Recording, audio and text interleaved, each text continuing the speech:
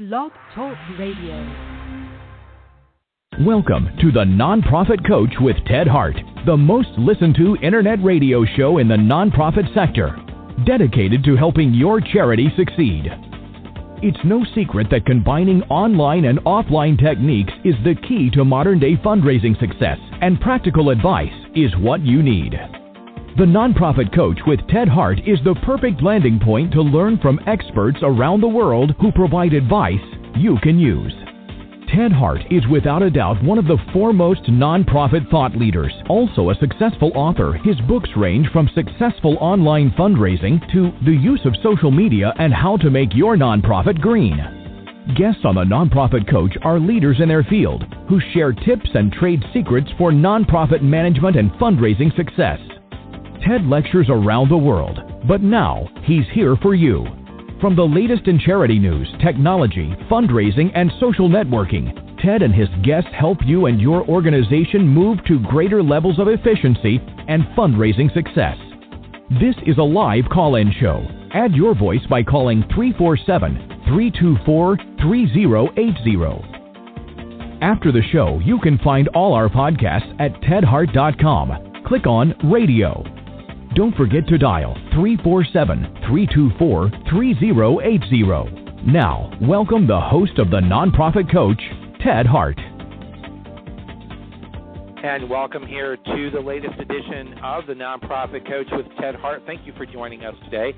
We've got a very big pre-Thanksgiving here in the United States show for you. This is November 26, 2013, and I'm coming to you live from the world headquarters of the CAF America organization, Charities Aid Foundation of America. As the announcer mentioned, you can call in and speak with our Page 2 expert, Deborah Kaplan Polivy, today at 347-324-3080. You also can join us over in the chat room. I see some folks over in the chat room now. You can ask questions there. Or you can also email me your questions at tedhart@tedhart.com. As always, here on the Nonprofit Coach, we start the show off with Page 1 News.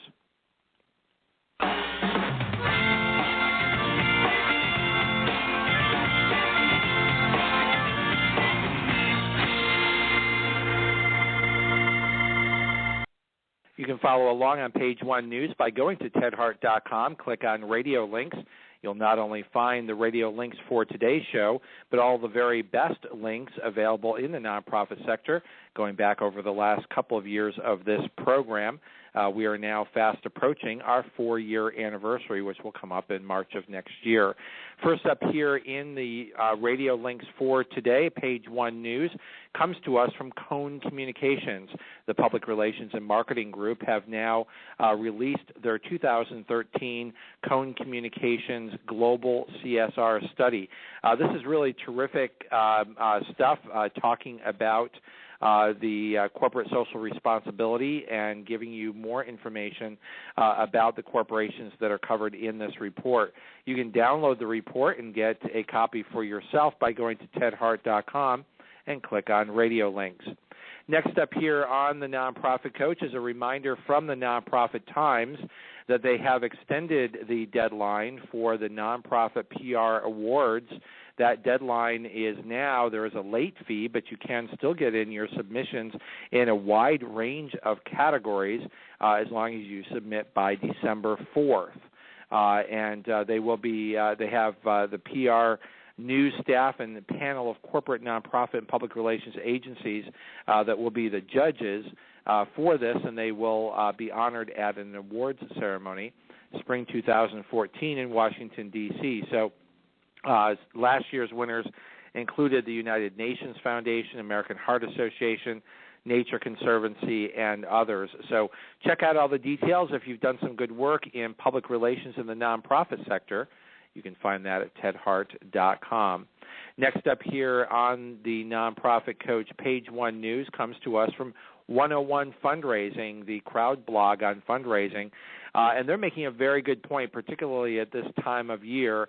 And the headline here is, "Are you ignoring those who love you most?" And the point of this article, which I want to draw your attention to today, is there's so much emphasis on prospecting.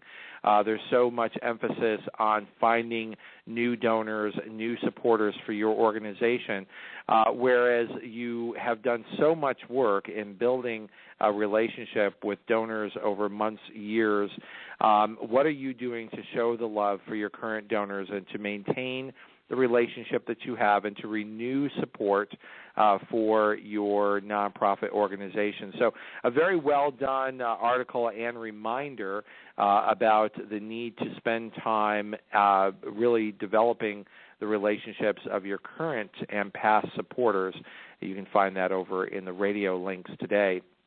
The Veritas Group sends in another really terrific piece of information here, which is specifically about the 5 metrics for measuring success in major gifts. Now, I've just spoken recently. Listeners know that I just spoke at the AFP conference in Rhode Island, and then I was just last week at the big AFP Congress in Toronto, and topic was major gifts, and my book, Major Donors, was the backdrop for that. But I really like what's being outlined in this article, which is why I've provided you a copy of it in the radio links today, that helps you really take a look at the return on investment, how you can measure the success of your programs, the value retention for current donors, and moving them towards 5-, 6-, and 7-figure gifts.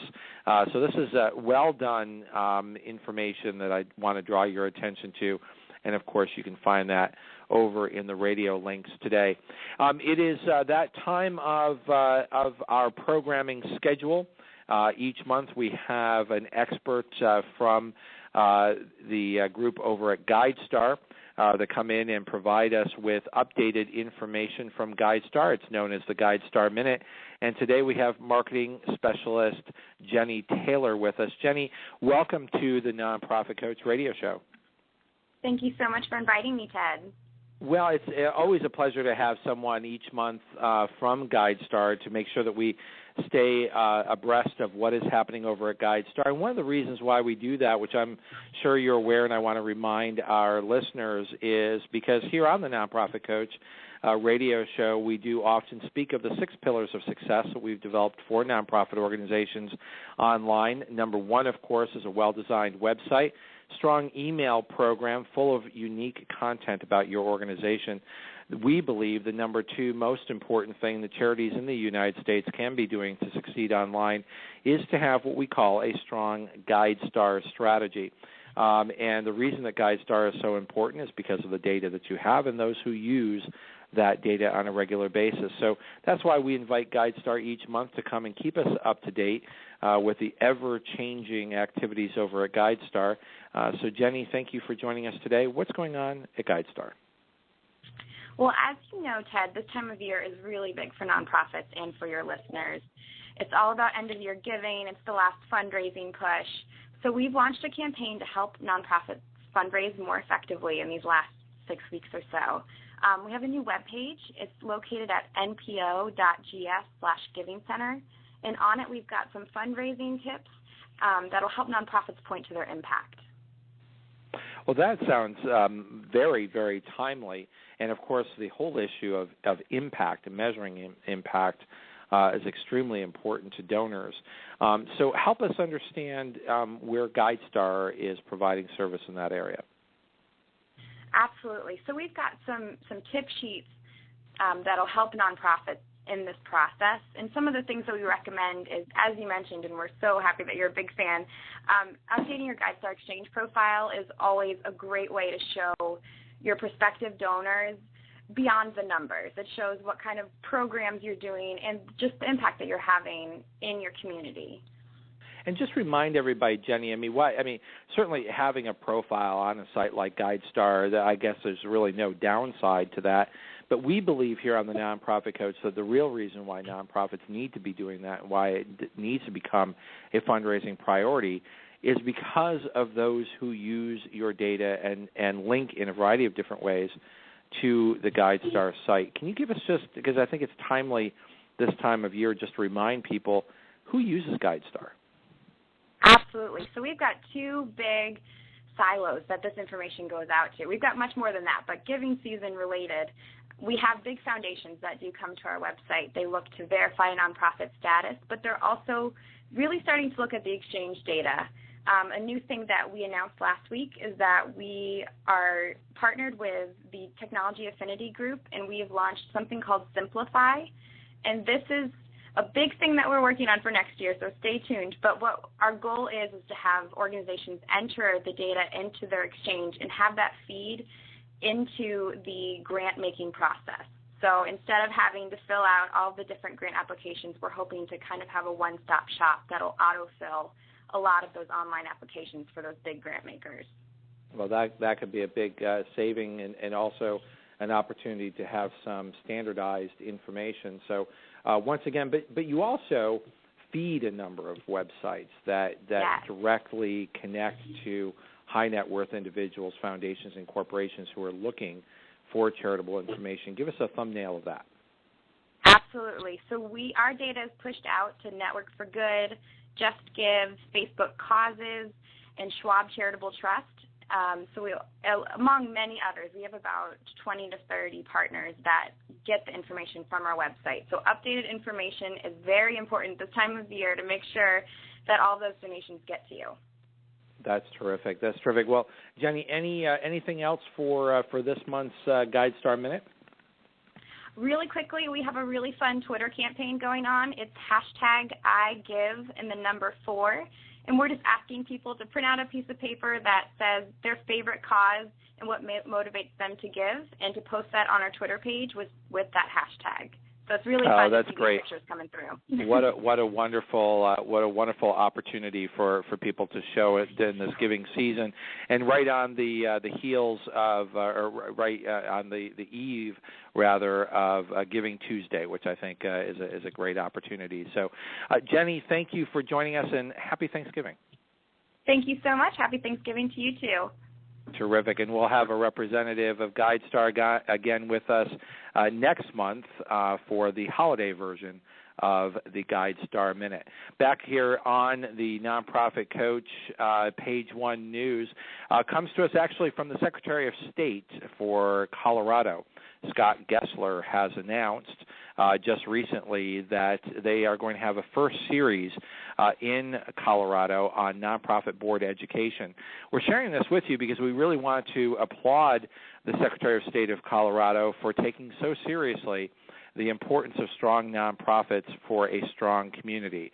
And training nonprofit boards of directors is one of the first steps, because as I always say here on the Nonprofit Coach, good governance and good boards of directors are not born, they must be trained.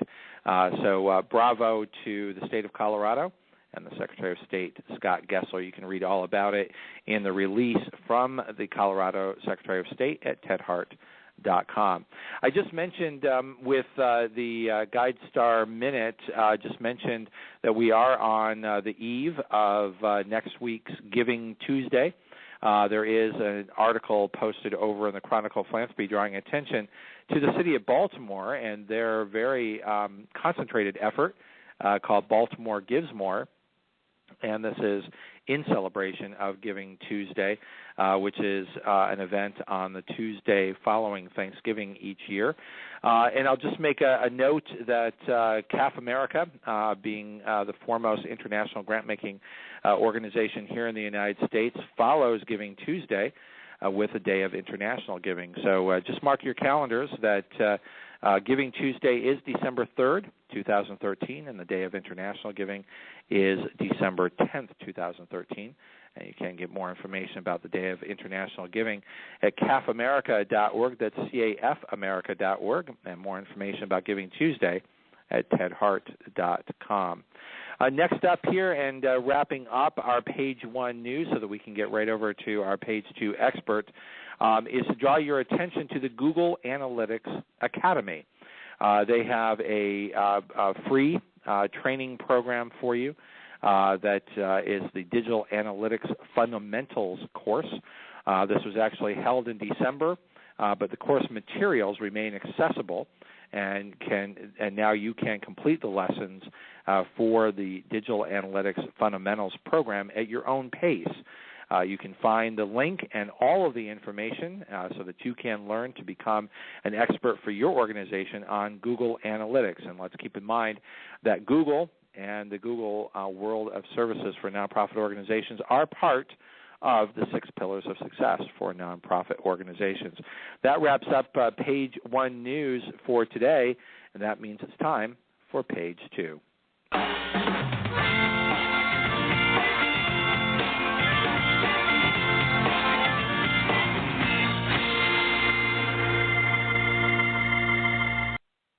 I'm absolutely honored to welcome here to the Nonprofit Coach radio show as our page 2 expert today, Dr. Deborah Kaplan Polivy.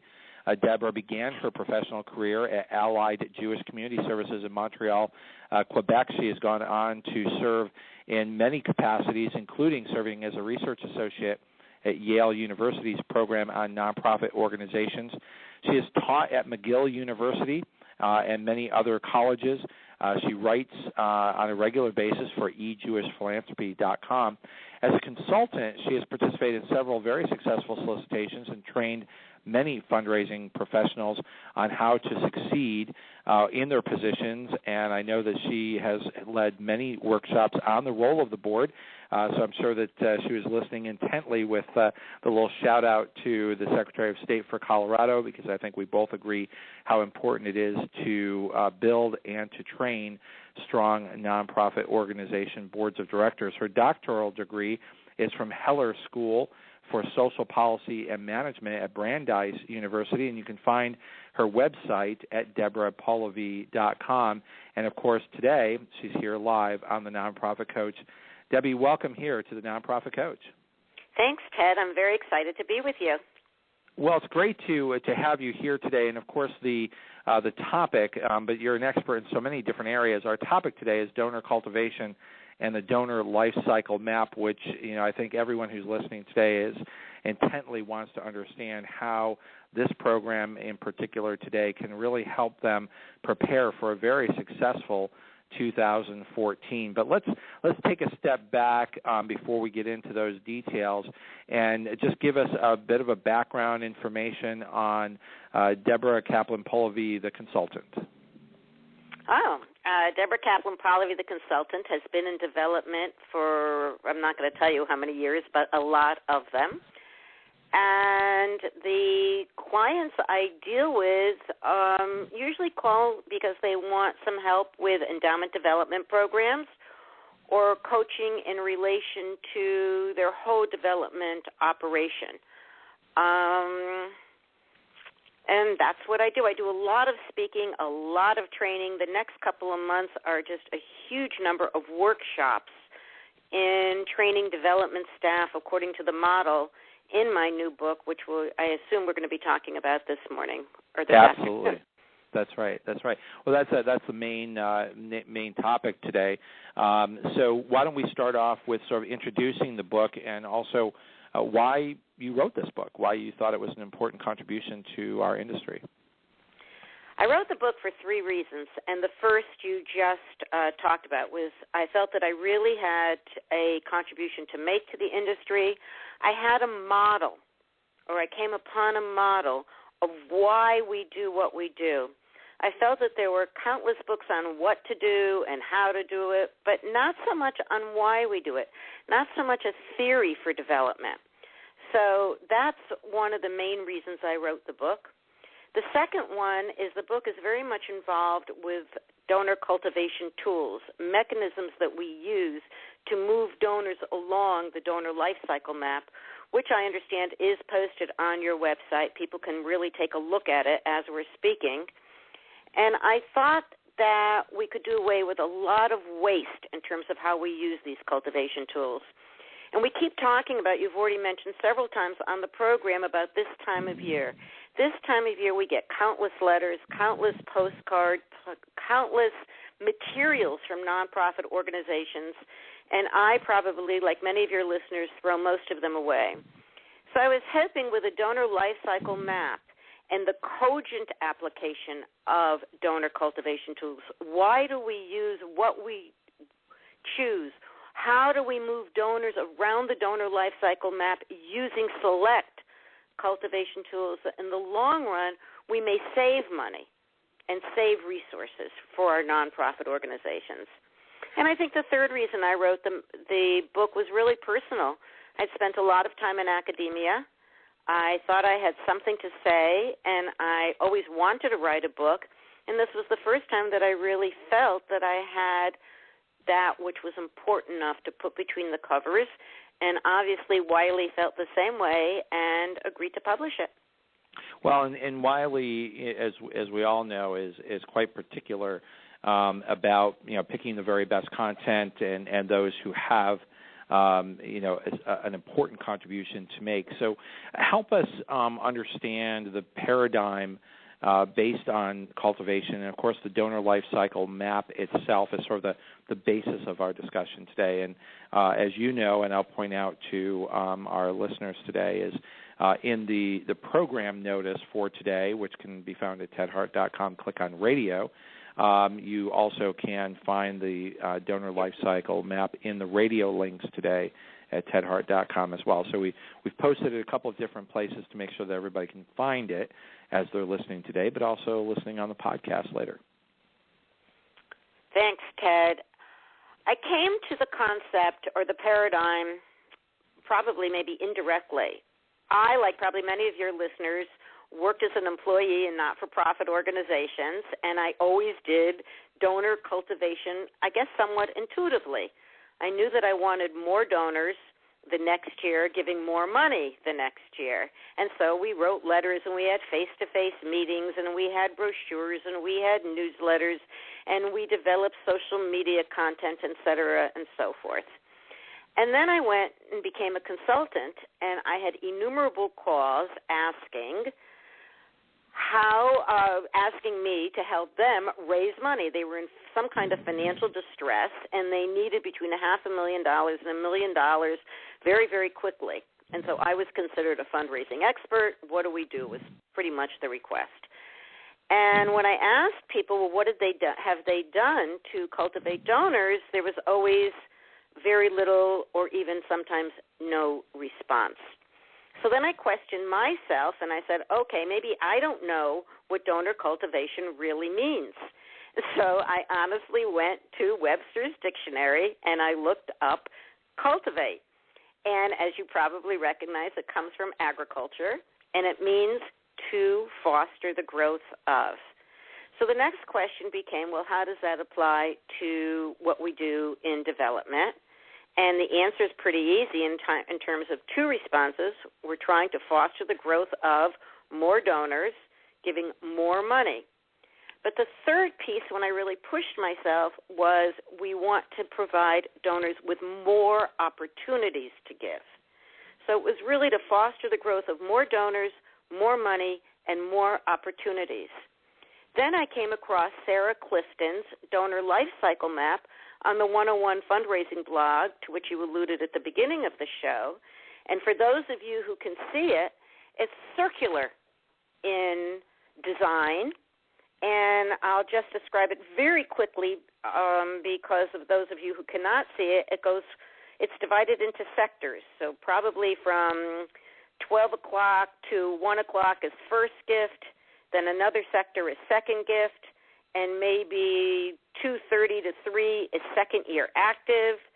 The major part of the donor life cycle is multi-year active, and again, you talked about the people that we can count on every single year to give to us.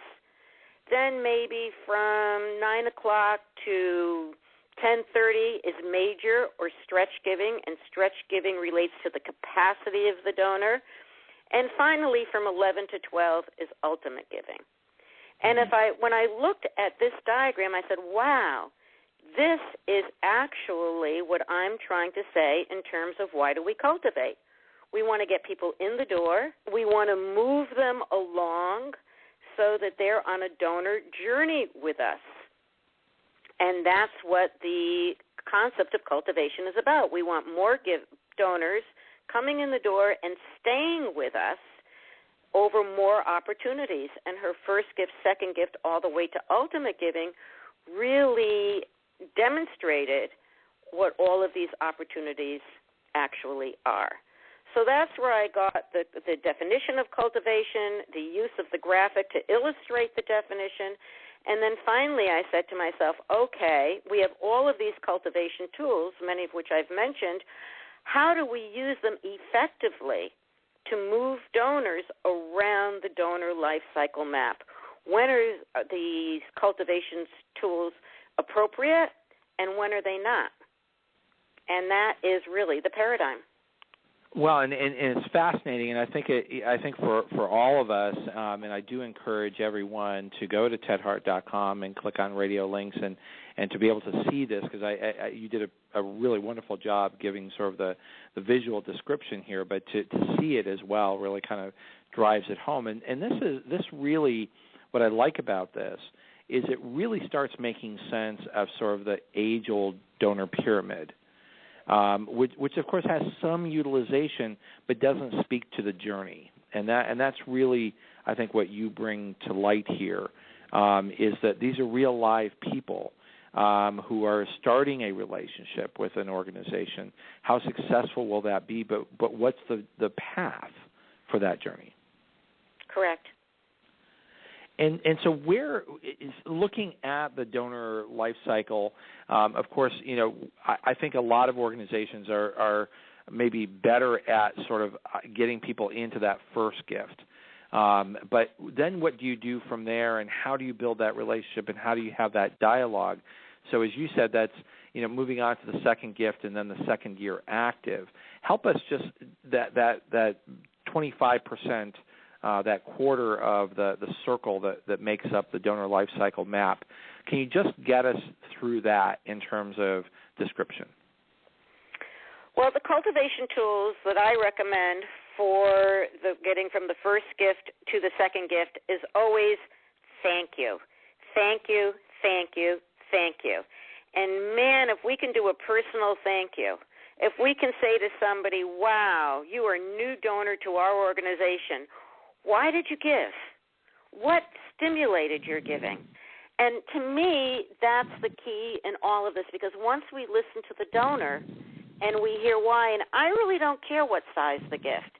Now, I understand in some departments, and they get thousands of new donors, you can't give everybody a personal why or ask them personally. But to me, that's the place to start. And even if we can do a sample and pick up the phone, the second piece is obviously to, once we have thanked a person, and thank them as much as possible in a personal way, not a template letter that we used the year before and the year before that and the year before that. And even worse, Debbie, which I find absolutely astounding is where the check comes in and the most the organization feels that they have any value is they'll send a postcard. Well, not even a letter. You know what? If they have a huge number of donors, and I say in the book, Ted, that, okay, if you got a huge number of donors, at least if you're going to do a postcard, say thank you for this being your first gift. Recognize the fact that this donor has some uniqueness to you. We really appreciate that you took the time. In other words, make them understand that in your database, you have noticed that they are a new donor. And then begin to say, okay, to yourselves and in your strategic plan, how do we move this donor to next year? So we've used a personalization of some sort. Now we may want to send them a newsletter. We may want to, if they get together with them, let's say it's a new donor, but it's an alumna, or it's a new donor and it's a parent in a school. So there may be areas where they can be brought together to meet one another. Obviously, social media. I think a phone-a-thon can move them to a second year where it says, you gave last year. How come you gave to us last year? And can we ask you for a gift this year? Right, as long as it's conversational. And not sort of like hit and run, we need your money, send it now, but have it be relationship driven. Well, and there are two other things that I think are important to this. Number one is, yes, the conversation. That's clear. But the second one is I propose something very different in the book, and I propose a flattening out of our staffing, so that instead of having somebody in plan gifts and having somebody in major gifts and somebody for young leadership and somebody for women and somebody for foundations and somebody for corporations and all of these various items that have sometimes been referred to as silos, I think that the staffing should be first gift, second year active, and moving the person on to multi-year active, where then another person takes over. Management. Cool. Yeah, because I really how do you think that would change the dynamics of a development office if they were to move to that staffing pattern? Well, and that way somebody is really responsible and accountable for not only getting people in the door, but for moving them on. And as you know as well as I know, the amount of data that have been collected of late on donor churn, this kind of staffing would really make somebody responsible for this first section, the first couple of sectors in the Donor Lifecycle Map. And by the way, another way to bring, pardon me? Well, I was just going to say, that's one of the reasons why we were so excited to have you here on the show today, because our regular listeners know over the last month or two we've been covering here on the show various reports from the AFP report to others, talking about this growing crisis of retention. Right. And I think this model is really the key to it, is retaining, make sure people can listen, making sure our staff knows about what ultimate gift planning is, knows about how to have a face-to-face conversation, knows how to pick up the phone. And one of the things that I'm recommending to all of my clients is, in your thank you letters, not only do you want to personalize them, but talk about the history of giving. Make sure people realize, you said it right at the top of your show, make sure that people pay attention to all of those donors who've been giving them to them for years. And your notes and your letters and your requests and your conversation have to say thank you for your history of supporting us. This is what we've accomplished. You talked about impact on your show. This is what we expect to accomplish down the road. We hope you will continue with us so that we can all implement and come to our mission. Well, I think that really is so important, is to draw that connection for your donors, particularly early on in the donor life cycle as you're getting them acquainted. I often tell people that those early donors, I refer to them as donors with training wheels. Because they're giving that first gift, they're trialing it out, they're saying, how does it feel to be a donor with your organization? Am I respected? Do I matter?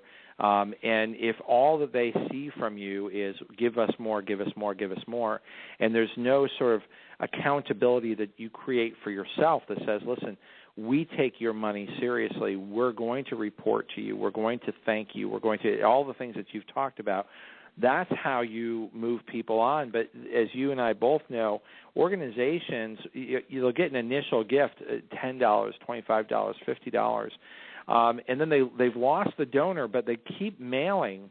10 years later, they're still hoping that maybe by accident that person will slip a check back to the organization, rather than really analyzing the data and saying who is actually giving, why do they give. Just the questions that you were asking is understanding what is that dynamic. Exactly. I'll give you one example that I bring up in the book. My father passed away several years ago at 102 years old, my mother at 93. I am still getting the magazines from their alma maters. Oh, my goodness. Those are very expensive magazines. Very expensive, that's right. And nobody is looking at the fact that if somebody was 102 3 or 4 years ago, A, is he even alive? B, can he see? 3, if he's never written a check to you in all of those years, why are you still mailing to him? And if I said to you right at the beginning when you said, why did I write the book, it's exactly for that reason. Let's stop wasting resources. Let's see what tools we really should use and need, and then let's begin to plan them more strategically, rationally, whatever word we want to use. Exactly. Well, Deborah Kaplan Polivy is our guest today here on the Nonprofit Coach. Debbie, we're going to take a quick station break here. When we come back, I want to really jump into what is, when you look visually at the Donor Lifecycle Map, half of the map is that multi-year active, which leads up to the major or stretch giving. What needs to happen in that time to maintain the relationship, but also to start building towards that last quarter, if you will, of the life cycle? We're going to be right back with Debbie as our expert here right after this break.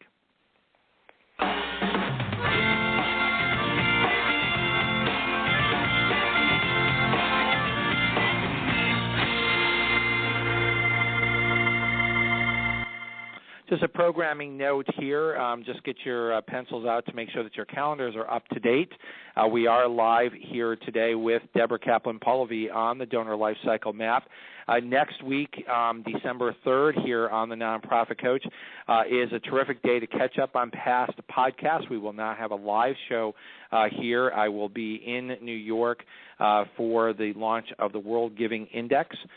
Some more information on that. Certainly watch our Twitter feed for details there.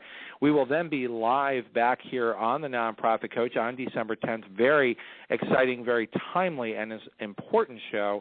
The absolutely amazing Bruce Hopkins will be here talking about the tax law of charitable giving, and this is the, without a doubt, the foremost expert in the United States on this topic. And then we're going to wrap up 2013 with our annual holiday show, and of course it is never an annual holiday show without Kay Sprinkle Grace. Kay Sprinkle Grace will be here talking about the new year, your success plans for the new year. We will then be on our holiday hiatus. We'll come back to you live in January. So that's the programming between now and the end of our program schedule here on the Nonprofit Coach, which will end for 2013 on December 17th with Kay Sprinkle Grace. We're going to have a very timely notice here from from Google on services that are available for nonprofit organizations. And then we'll be live again with Deborah Kaplan Polivy. Every day, millions of people are online, many of whom want to help, volunteer, and donate to a good cause. Nonprofit organizations can use many Google tools to reach potential donors around the world and raise more money. And as an approved nonprofit, it doesn't cost a thing. It's all free. Google Grants helps you promote your website with free advertising on Google.com through the AdWords program. With Google AdWords, you create ads and choose words or phrases related to your nonprofit organization. When people search on Google using one of your phrases, your ad will appear next to the Google search results under the Sponsored Links section. AdWords allows you to target certain geographic areas, dates, and times of day for your ads to appear. YouTube for Nonprofits is another tool that can boost donations to your organization. The program offers a number of perks that get your message out there and drive viewers to take action and donate. You can list your organization on YouTube's nonprofit channel and add call to action overlays on your videos to drive viewers to donate. Need help analyzing your website traffic and marketing effectiveness? Google Analytics is a free tool that will give you rich insight and help you increase the number of people that visit and donate to your site. Google Analytics can be invaluable to many people in your organization, such as development directors, marketing staff, and your web team. There are many other tools that can help you reach more donors and raise funds, like Google Checkout, where you can process credit card donations with no transaction fee. Google Sites to create a free website, and Website Optimizer, where you can figure out the best landing pages to turn site visitors into donors. To get started, apply for Google for Nonprofits today. Remember, our podcasts and archives are always available 24 hours a day at tedhart.com. Click on Radio Link. If you're listening live today, the phone lines are open. Call in and ask a question by dialing 347-324-3080. Now, back to the Nonprofit Coach with Ted Hart. And this is your host, Ted Hart, live here with Deborah Kaplan Polivy and the Donor Lifecycle Map. So, Debbie, we're back talking about the life cycle itself, and the vast majority, or half of the entire circle that makes up the life cycle, is that of the active donor, moving them out of that second year active to multi-year active.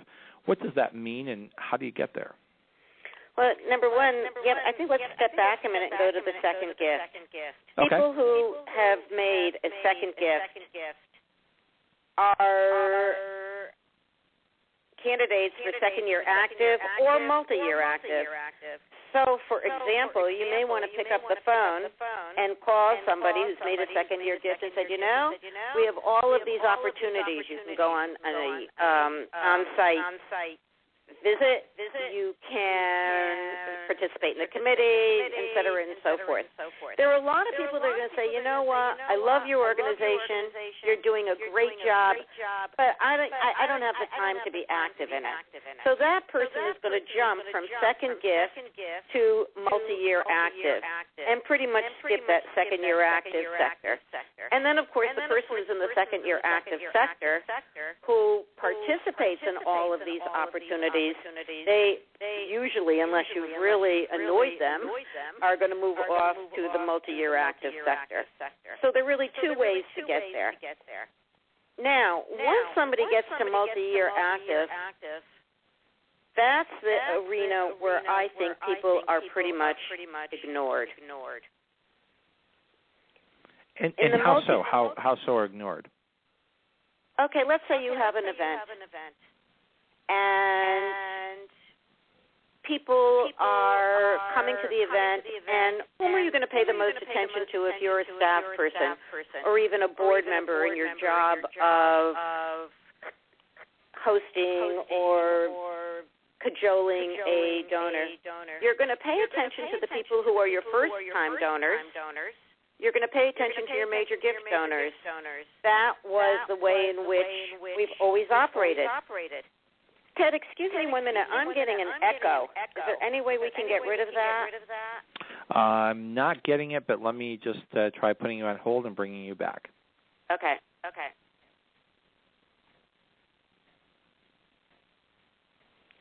That's much better. Okay.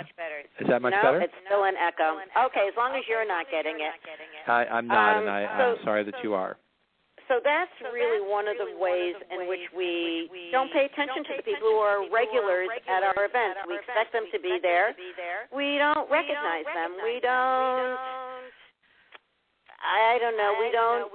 host them in the way we might host these other two categories.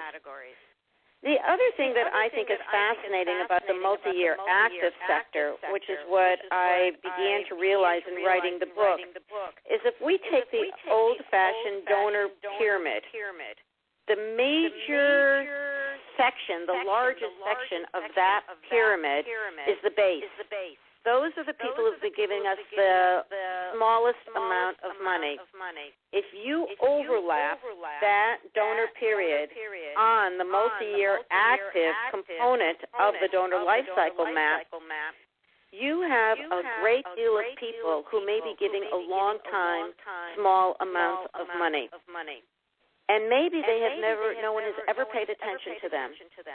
So I really see that as the major group that can be pushed up to major or stretch giving or ultimate giving. Because these are investors who have been giving over, as you're saying, a longer period of time. So what you're raising, sort of out of this area, is the notion of longevity. That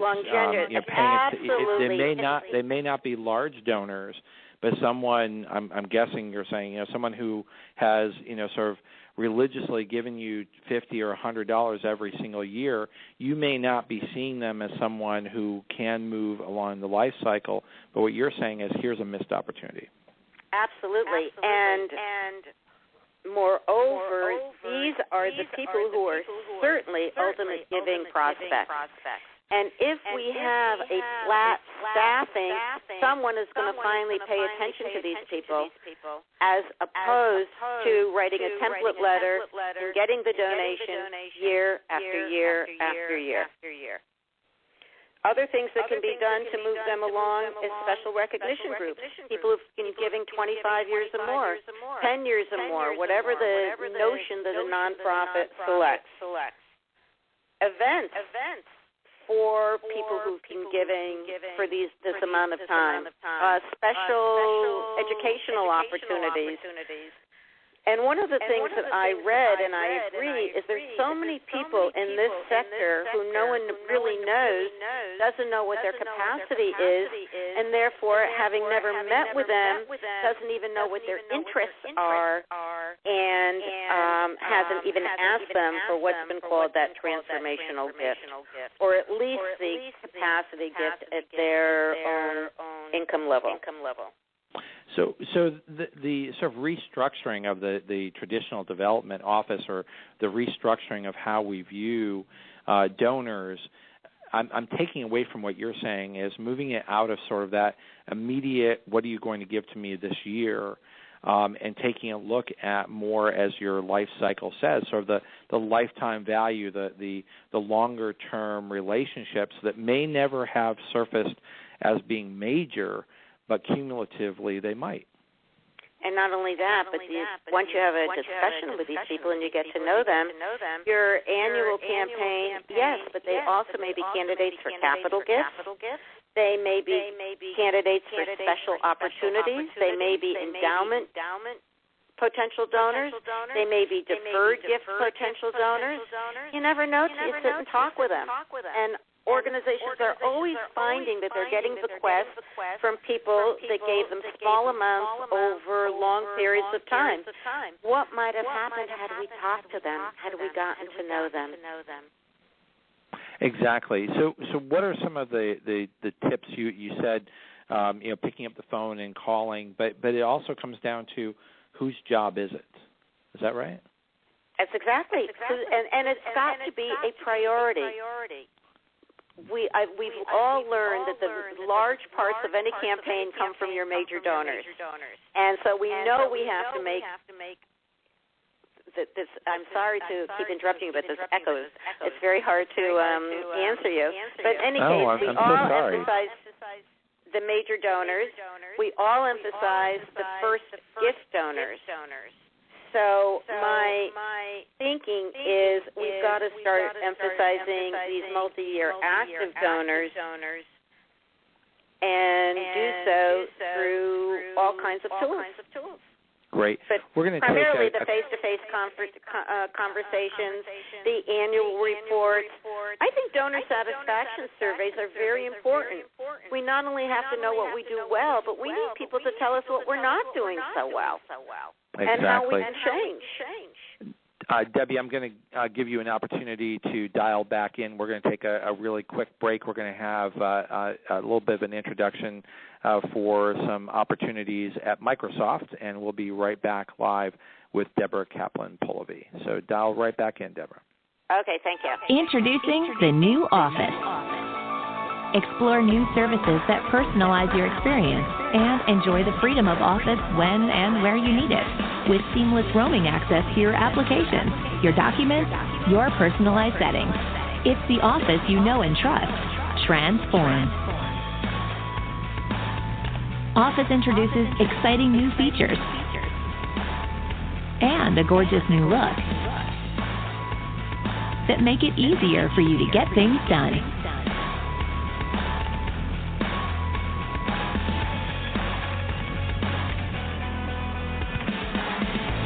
Express your ideas and stay connected.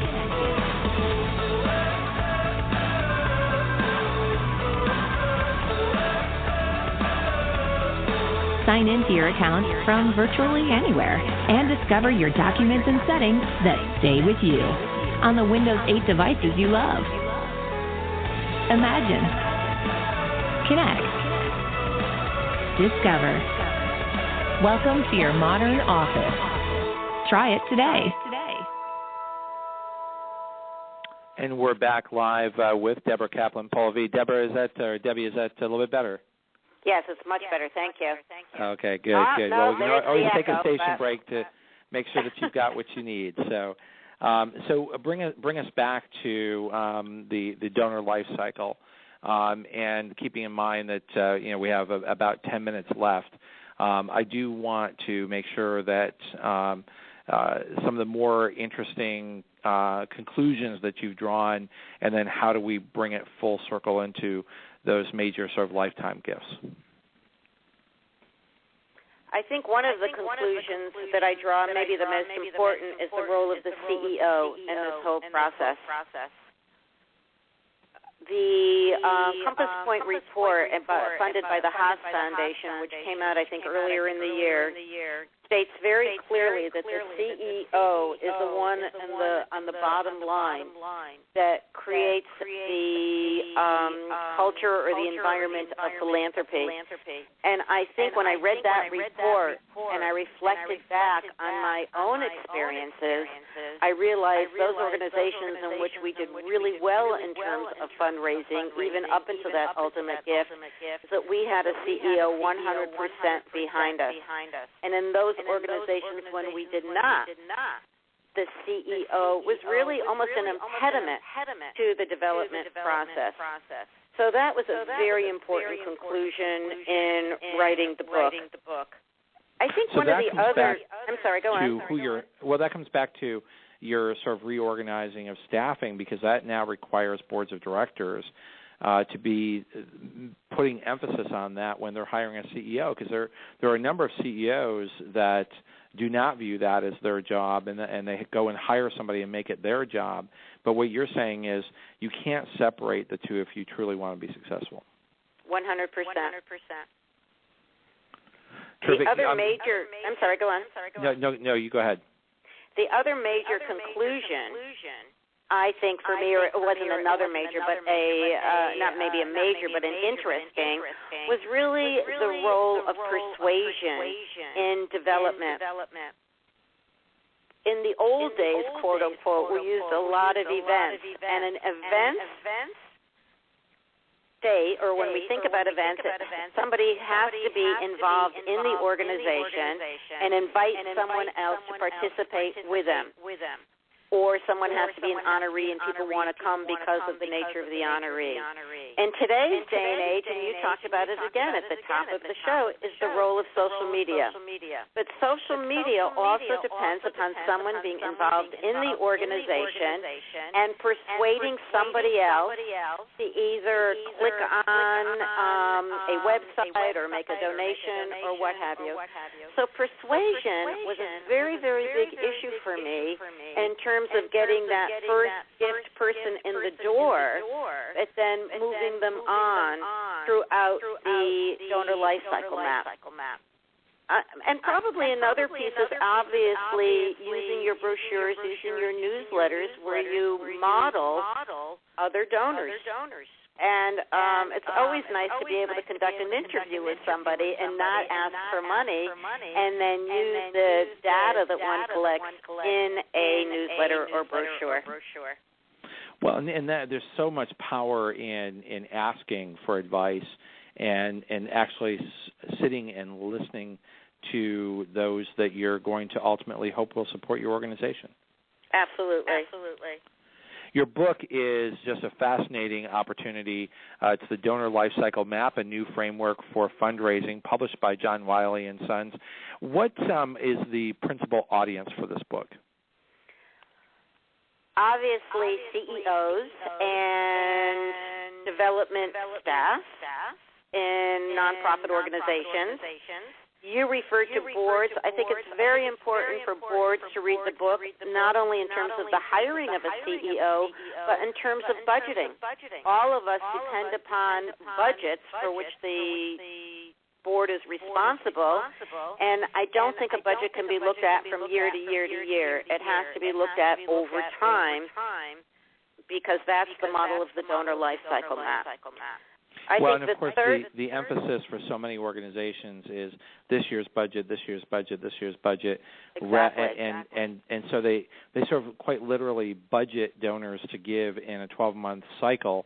And what you're saying is the life cycle sort of trumps all of that if you truly want to obtain the kind of fundraising success that your organizations ought to have.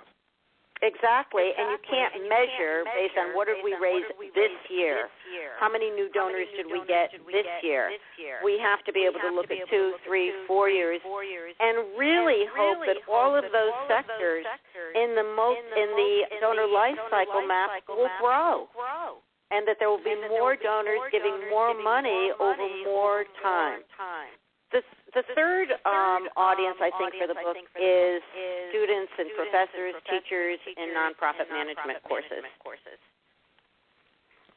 Well, I certainly can see where they would benefit from that, because I'm just sitting here reflecting on, there's a fair amount of criticism in sort of modern-day for-profit corporations that they're very short-term focused, what's happening this quarter, money this quarter, rather than looking at building the value of their corporations over a longer period of time.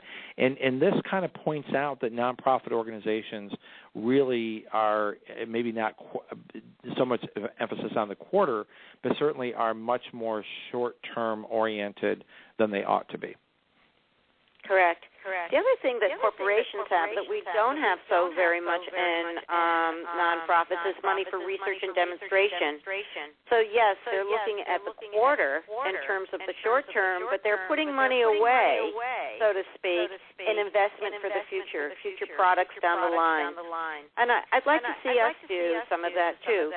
Take a look at how we raise money, experiment with new things, and see if, in effect, over time, they are, in fact, successful, or if not, what do we do to tweak them to make them more successful?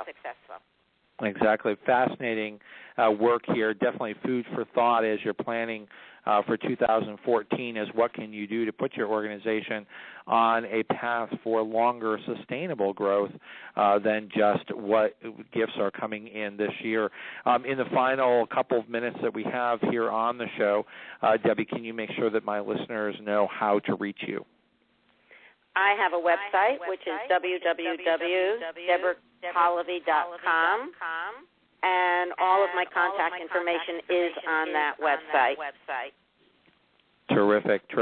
Well, keep up the wonderful work, and certainly you have a home here on the Nonprofit Coach. We very much agree with the long-term value, the life cycle value of nonprofit donors, and the emphasis that you're putting on thanking donors, building those relationships, and not sort of that hit-and-run fundraising that sometimes really can become the bottom line of sort of a lot of development efforts. We've been live here with Deborah Kaplan Polivy here on the Nonprofit Coach. Don't forget that next week is an opportunity to catch up on the hundreds of podcasts available at tedhart.com on all sorts of topics related to nonprofit management, fundraising, and the nonprofit world. We will then be back live here on the Nonprofit Coach on December 10th. We will be here with Bruce Hopkins exploring the world of the legal side of philanthropic giving. We will also celebrate on that day the Day of International Giving and wrap up our calendar for 2013 with the wonderful Kay Sprinkle Grace here on the Nonprofit Coach for our holiday show. Deborah, thank you for joining us again here on the Nonprofit Coach. Thank you, and a happy holiday to you. Happy holidays. Bye-bye. You've been listening to the Nonprofit Coach Radio Show with Ted Hart. Tell all your friends to check out our production schedule and download our iPod and iPad-friendly podcast at tedhart.com. Thanks for listening to the Nonprofit Coach.